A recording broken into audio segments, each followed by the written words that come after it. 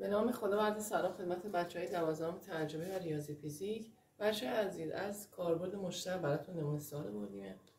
گفته اگر نقطه آ و مختصات 2 و 1 نقطه اکسترموم نسبی تابع f(x) مساوی x به توان 3 به علاوه x 2 به علاوه d باشد، حاصل 2b به علاوه d کدام است؟ 1 2 2 1 3 منفی 1 4 منفی 2. درست شد؟ خب بچه‌ها وقتی صحبت اکسترموم نسبی میشه، اولین چیزی که به ذهن من و شما خطور میکنه در مورد چی هستش؟ مشتق هستش. درسته؟ مشتق تابع مساوی 0 هستش. پس من میام چیکار میکنم بچه‌ها؟ میام مشتق میگیرم از f(x) مون چیکار میکنم؟ این مشتقش رو میگیرم. مشتقش چی میشه بچه‌ها؟ f(x). خب مشتق چند جمله‌ای دیگه نه؟ میشه 3x2 به علاوه 2bx. مشتق دی هم که چی هست؟ 0. این برای بعد گفته مشتق مساوی 0. حالا ببین نقطه‌ای که داده شده بچه‌ها طول و عرضش رو نگاه کنیم. ما میگیم مشتق به جای طول نگاه کنیم به جای نقطه‌مون این الان عرضش مشخصه. به جای طول چی میذارم؟ عدد 2 میذاریم. یعنی مشتق تو نقطه 2 میخواد مساوی چی بشه؟ 0 بشه. پس ما میایم به جای x مون چی میذاریم بچه‌ها؟ به جای x مون 2 میذاریم. 3 ضرب در 2 به توان 2 به علاوه 2 ضرب در بیرون نداریم. 2 رو ضرب در b ضرب در x چند هستش؟ گفتم x هم 2. درست شد؟ مساوی 2 به توان 2 بچه میشه 4. 4 ضرب در 3 میشه 12. 12 به علاوه 2 2 تا 4 تا 4 b مساوی چنده؟ همچنان بچه ها 0. درست شد؟ پس ما این مشتق مساوی 0 گرفتیم. از طرف نگاه کن بچه‌ها، خود تابع گفته تو این نقطه اگه من به جای xش بذارم 2 y که به دست میاد حتما چند هستش؟ 1. درسته؟ یعنی منظور این هستش که به جای f2 x به جای x هم بذاریم 2 حتما چی به وجود میاد؟ تو تابع و نه مشتق. دقت کنید یه بار توی خود تابع به کار میگیریم، طول میذاریم این نقطه x رو به جاش میذاریم 2 که عرض مربوطش بشه چند 1.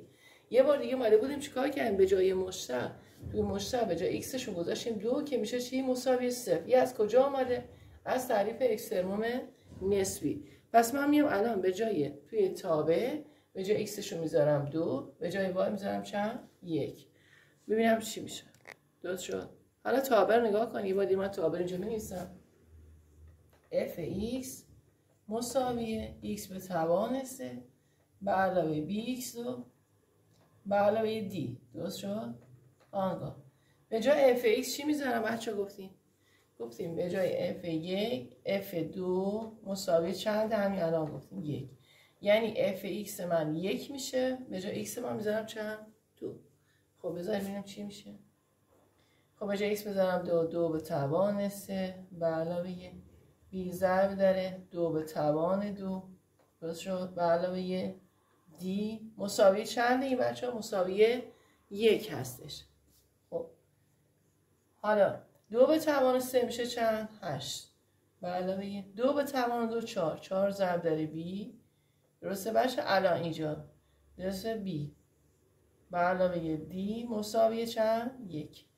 خب بچه من اون بالا که 12 به علاوه 4b مساوی 0 بود میتونستم اونجا b رو به دست بیارم نه بچه؟ میشه 4b مساوی مثبت 12 میره اون طرف تساوی میشه منفی 12. آنگاه b مساوی بچه مثل معادله حل کنیم. منفی 12 تقسیم بر 4 میشه چند؟ منفی 3. پس اینجا من هر جا b دیدم تو معادله اینجا به جای بیشتری میذارم بچه ها منفی 3. پس اینجا ادامه میدم 8 به علاوه 4 ضرب داره b رو بر میدارم به جاش چی میذارم بچه ها؟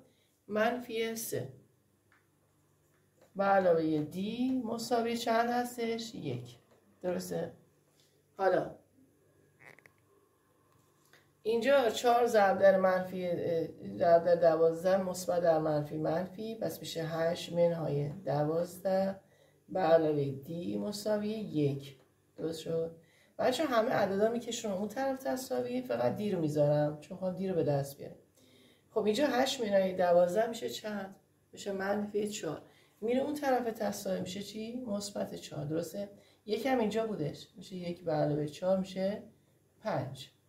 خب دی به دست اومد بچه‌ها، بی هم به دست اومد. توی سوال چی گفته بود بچه‌ها؟ حاصل 2b به علاوه دی. 2b الان چنده؟ من اینجا به دست میاریم که بدون چی میگم. 2b به علاوه دی. درست شد؟ خب b چیه بچه ها اینجا؟ منفی 3 به علاوه دی چی هستش؟